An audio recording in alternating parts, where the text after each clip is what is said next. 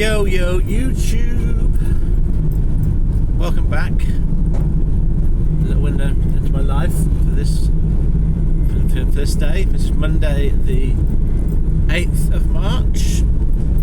This is obviously the next morning, but I will tell you about Monday's work day in this video. Before I start talking about Monday, I will go back to last week and just update you as to what happened while I wasn't working last week. So obviously Monday itself last week was a bank holiday. That was the 1st of April, I think. Tuesday my van was booked in to have a full service and a new cam belt. And then that work didn't really get finished for a variety of reasons until I think I went back till Thursday morning. On Thursday I was really tired all day.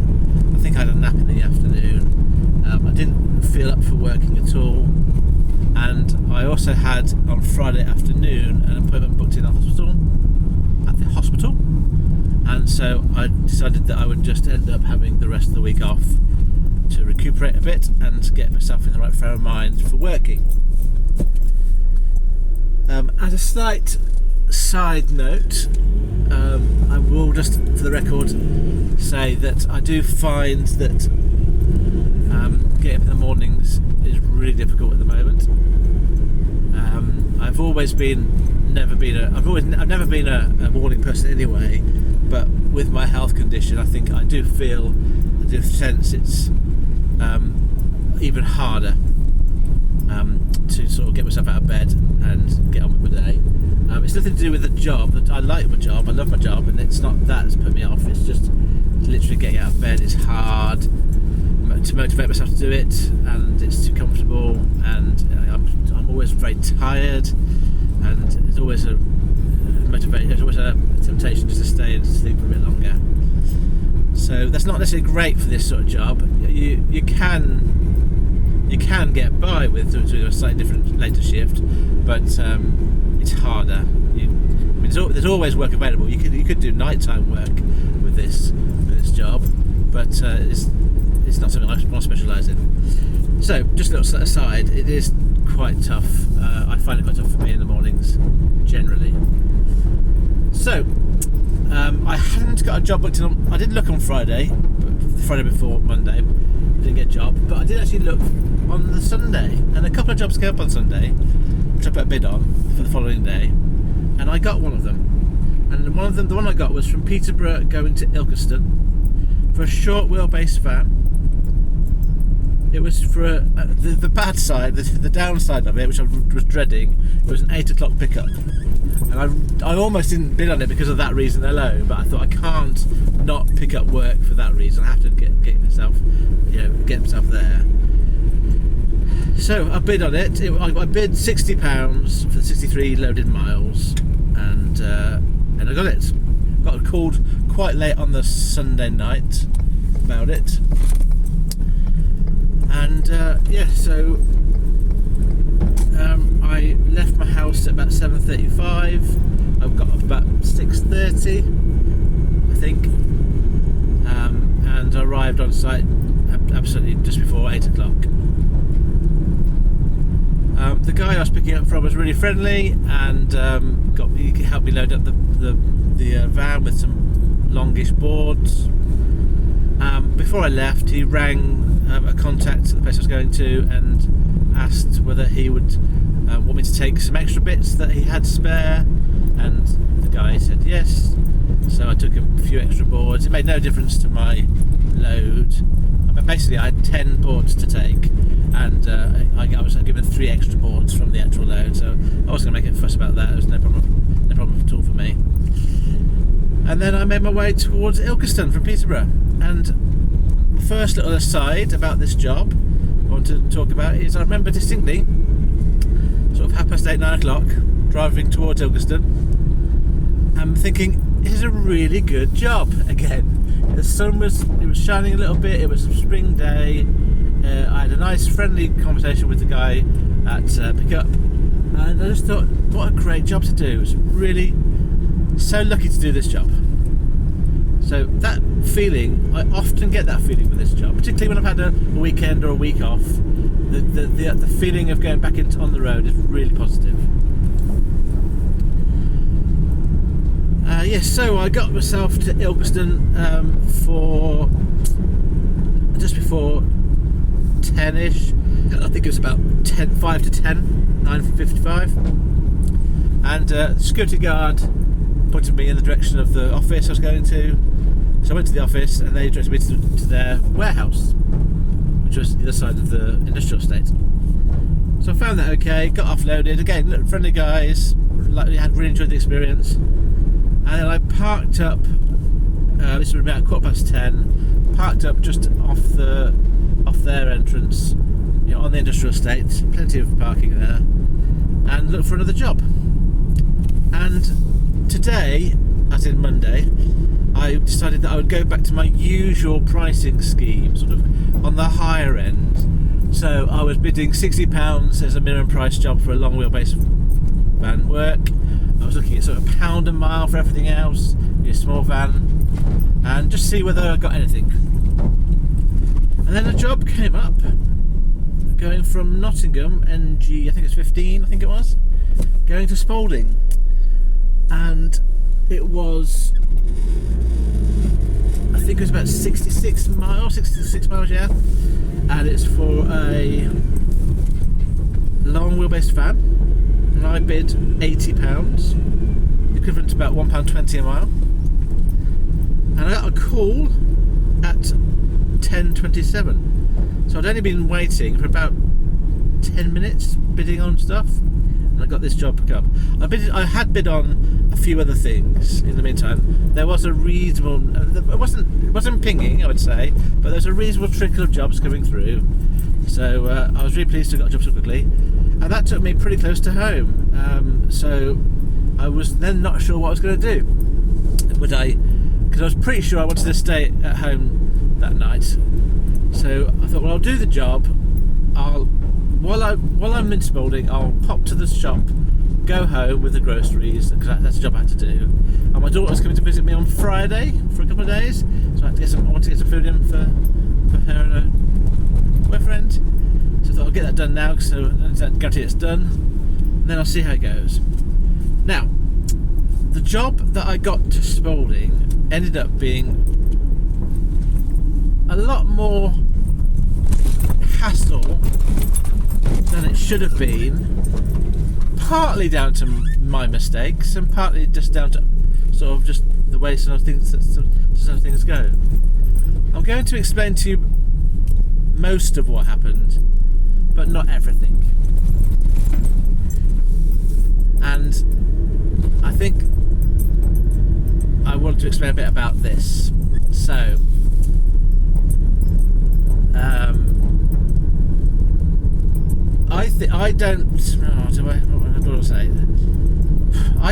I went into these YouTube videos thinking that I'll just be open and honest about everything I do. And you can be open and honest, and you don't have to say everything you do. You don't have to go through every single detail, and you still get the sort of message across. And I seem to have got for some people, I seem to think that I'm just an incompetent buffoon who makes mistakes every day. No, I don't see myself like that, but I can see that we all have different perceptions of other people. So there is going to be people out there who will just see me as a naive buffoon, bumbling away through life, not knowing what he's doing. And fair enough. That's if you feel like that, that's up to you. That's not how I see myself, and that's not how people who know me well see me. And I'm completely secure enough in myself to know that that's not who I am. But I realise that when I'm open and honest in a forum like this, by its very nature, there are people that don't know me who get to hear what I'm saying, and they then generate their own opinions about who I am from what I'm telling them. So it's like me giving them ammunition, isn't it, to say, when I make my mistakes, giving them ammunition, oh, he's a buffoon, he doesn't know what he's doing. Now, on one hand, I don't really care, to be honest, because I'm never going to meet you guys, and it doesn't make much difference. But on the other hand, I don't want to necessarily encourage that sort of thought. So I probably will tell you some of the stuff I made a mistake with, but not everything. Or maybe I will. Maybe I'll end up doing it. And because now I've done this little caveat, this little preempt, I might just tell you everything that happened in that day, because then I've kind of, in my own mind, covered everything. So anyway, let's see how it goes. So what's the first thing that went wrong? First thing that went wrong was a mistake that I made. Again, so before I go into this, if you haven't seen my videos before, what I like to do is to give you my perspective, how the day unfolds through my eyes. And it's all very well in hindsight saying you wouldn't have done that, or would have that, but that's in hindsight. You've got to deal with things as they come up to you with your own personality, character, experience. So I'm just going to tell you what I experienced as I came up with it. And I can tell in hindsight the mistakes that I made, but at the time, obviously, I wouldn't have made the mistake if I'd known what was going on. So, first mistake. I was given the address and the name of a company to pick up from. And I found it really quickly. It was a big label, a big named name. And I was told by the shipper, when you get to the gate, it'll probably close, just ring the bell and they'll let you in. Or they might be in the yard and they might see you. So that's fine, I can understand that. So I came to the gate, which was closed. There was a buzzer. I rang the buzzer. There was no answer. It was more of a buzzer, like a code. In hindsight, it wasn't a bell. It was more actually the bell icon was on the keypad. So I think it's a keypad that can be used for communicating, but in this particular case, it wasn't. Someone came up to me from outside who's walking through, who worked there, and they let me in.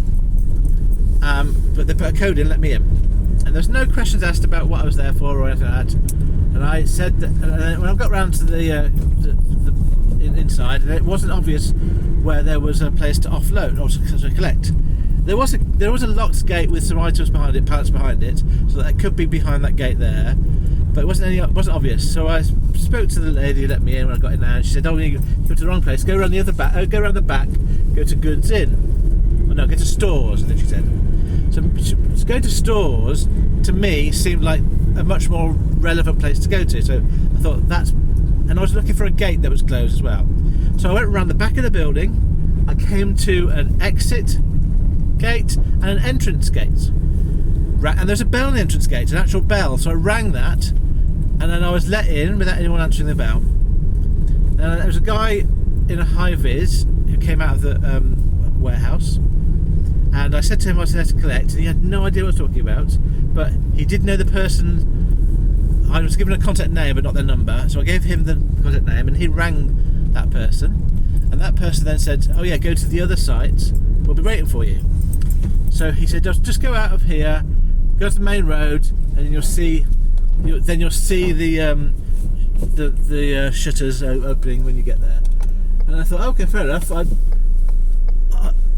He seems to think, everyone here seems to think they're expecting me, and I've got somewhere else to go to.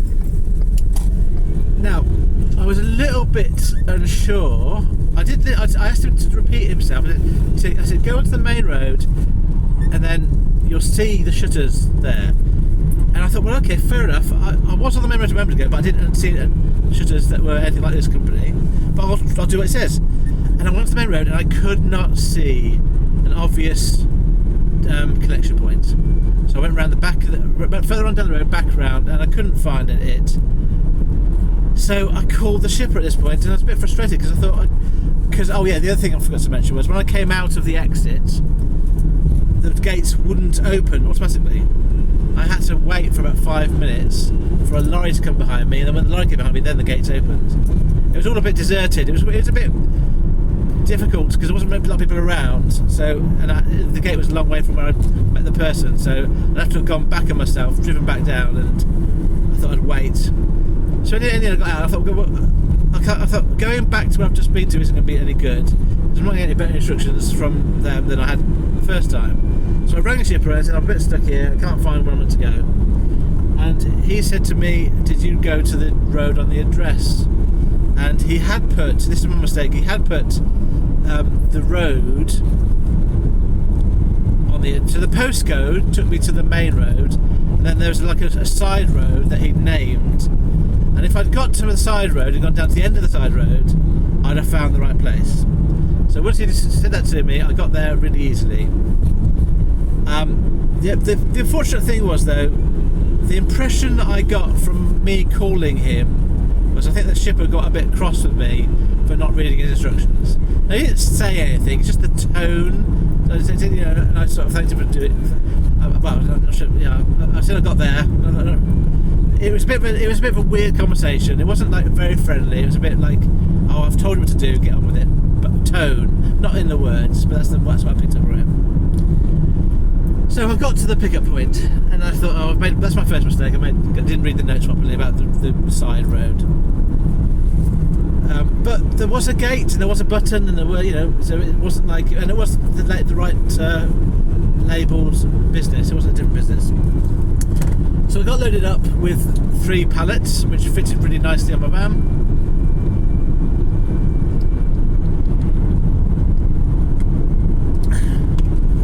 Then I made my way towards Spalding. It was about an hour and 3/4 journey, and I found the place that I was delivered to quite easily. Got to security gate at the start. He said, "Where are you going?" And I read from my notes where I was going to, and he directed me to a goods in place, which was, he said it was gate 1, and it was quite a big manufacturing unit. So I went to the place I was directed to, and there was nobody there. There was a little office. It was obviously a goods in office, but it was sort of part of a warehouse, and it was completely empty of people. I rang the bell a couple of times. Someone saw me walk in, so someone came out of the office as I was walking in, but they didn't bother coming back in to help me. And then eventually, after about 5 minutes, a guy came in, and I said I was there to deliver, and he knew exactly the company I was coming from. He said it before I said it. So the name of the goods were coming from a certain company. And he said, "Oh, could you take these down to the other end of the other corner?" And I said I would do that, it's no problem. And then he came back to me and said, "Oh, by the way, you have to wait for a bit because the forklift drivers are on a break." So I was a bit disappointed about that, but I didn't indicate that to him. So I said, "That's fine, I'll go over there." I made it clear where I'd gone to, where I had to go to, and I made my way there. And on the way there, 2 forklift drivers passed me, coming empty, sort of on their forklifts, empty towards the corner where I was. So I assumed, because he was on the radio, he'd called ahead, I assumed they told him as he called, "We're about to go on break." And I'm assuming that 2 that came past me were the 2 drivers that were on a break. So I went into the corner, got my van opened, and I patiently waited. I remember I got there on site at 22 minutes past 1, and I waited, and then I thought, and then a forklift driver came back with a pallet. This would have been about 10 to 2, and went into the warehouse behind me, came back out empty, and went past me, and I was in front of the van at this point. I thought he'll stop, but no, he just carried on, went back to where he'd come from. So he came back with another pallet and went into the warehouse behind me. So I got myself out of my van at this point with my clipboard and my paperwork at the back of my van, stood there, waiting for him to come back out of the warehouse. He came back out, and I sort of waved at him and sort of said hello, and he just ignored me and just drove off. And that was so frustrating, because it was obvious I was there to offload. And at this point, I just thought, well, what am I going to do now? I've been in for half an hour. So I called the shipper again. I thought, I called the shipper and I said, I've been told to come here, I've been told to wait, they're on break, and they're ignoring me now. It's really frustrating. And his approach was, well, we don't usually have problems. So again, I thought, well, I sound like I'm whinging to you and I can't deal with this. It's not so much that, it's that I'm trying to let you know that I've been waiting for half an hour. I didn't say this to him, but I was thinking, this isn't the conversation that's going very well. But the shipper's approach to me seemed to be, well, you're making a mistake. It said to me, like, he thought I'd made an error. I'd not gone to Goods Inn. I expected him to have gone to the Goods Inn office. There was no one there. I said to him I was told to wait. I told him the whole story, but the impression I got was that he didn't believe me, or didn't trust that I was in the right place, or whatever. He didn't care really. And so I thought, fair enough, I'm not getting him here.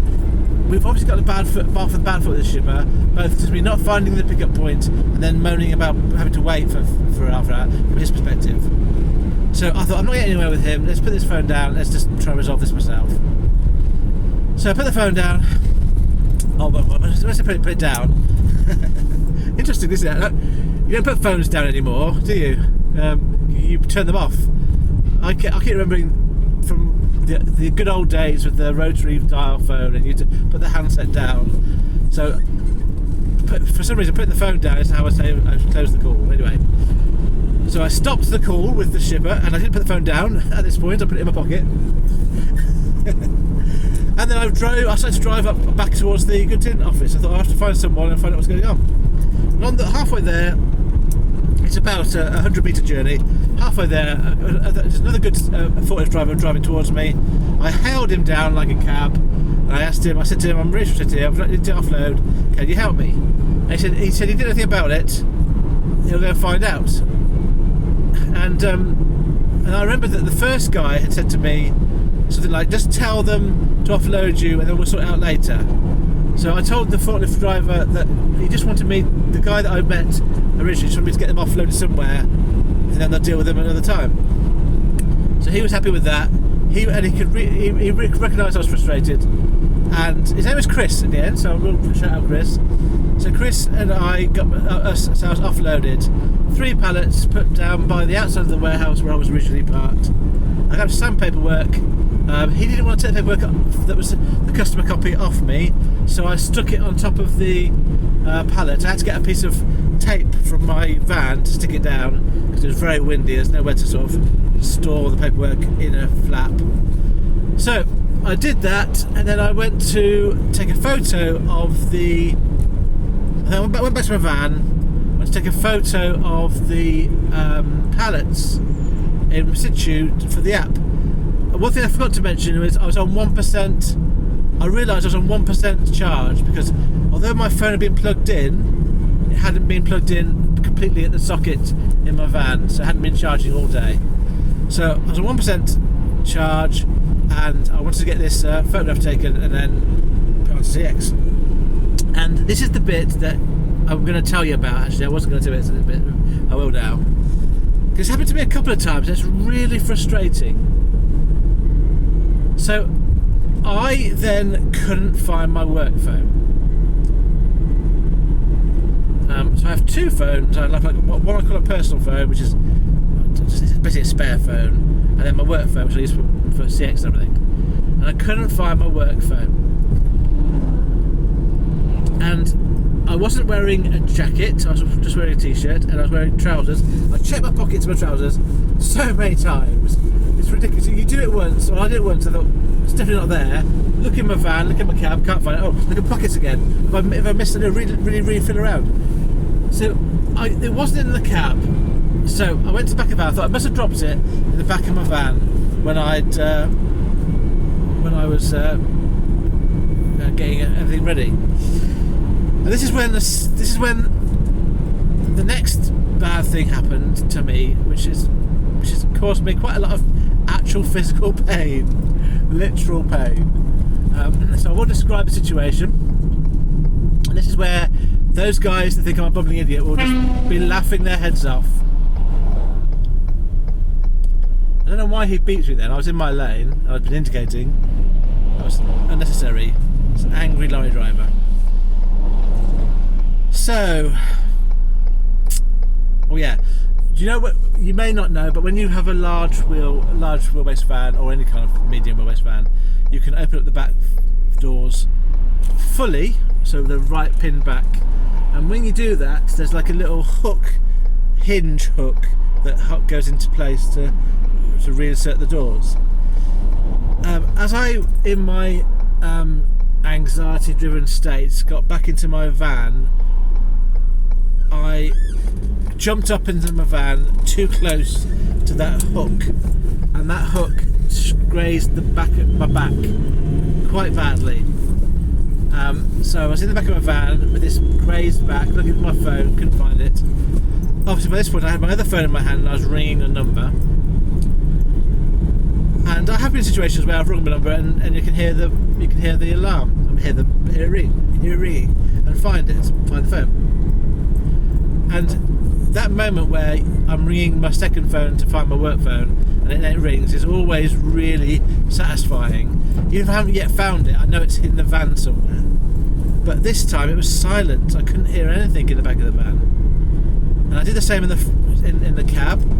Looked and rang my phone in the cab, couldn't find it. And I was looked at my pockets again, for some reason, like they'd be magically appearing in my pockets. And I couldn't find my phone. I thought, this is ridiculous. I now have a phone on 1% charge that I can't hear ringing and I can't find it in any obvious place.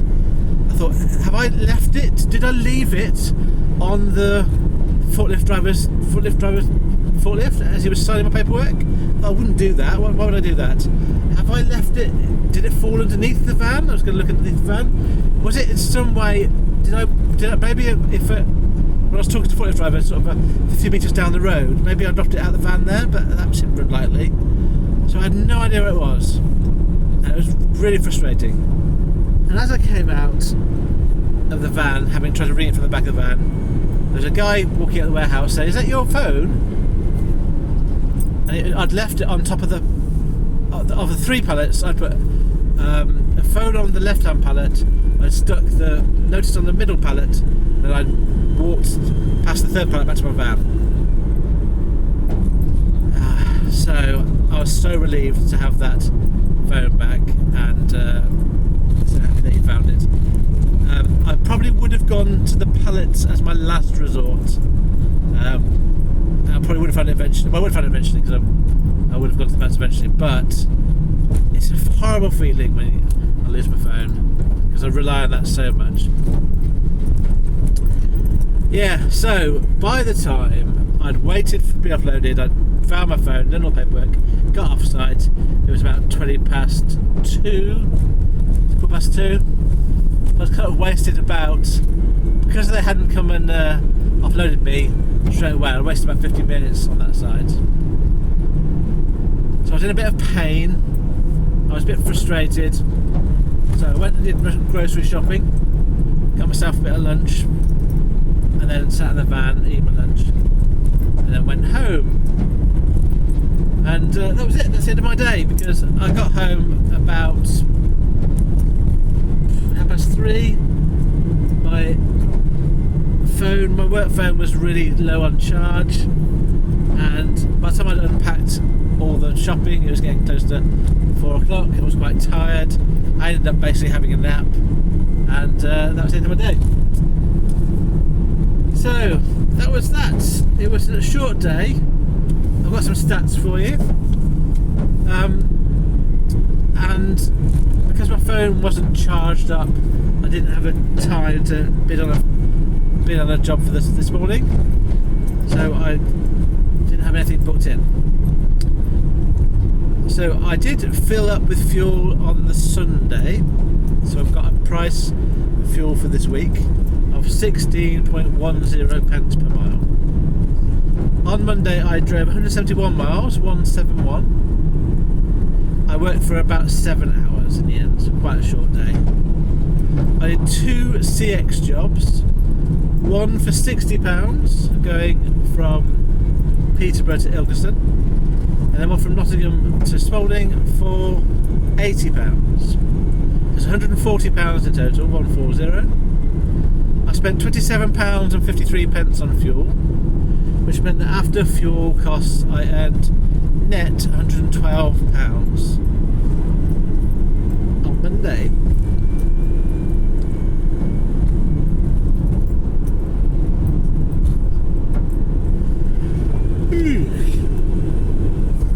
Right, this week I'm not going to be working Friday because my daughter is going to be visiting, and I will be having to finish early on Thursday night because that's when they're coming over.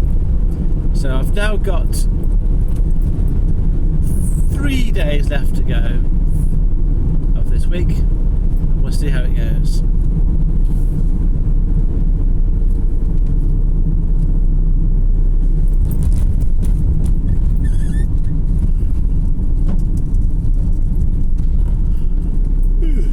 Do you think there's anything else to talk about? No, there's not. So thank you very much for listening to or watching my video. I hope that if you are one of those brilliant professional drivers or shippers out there doing this job, that you are successful. However you define that for yourself. And I'll speak to you either tonight or tomorrow morning. Farewell, friends.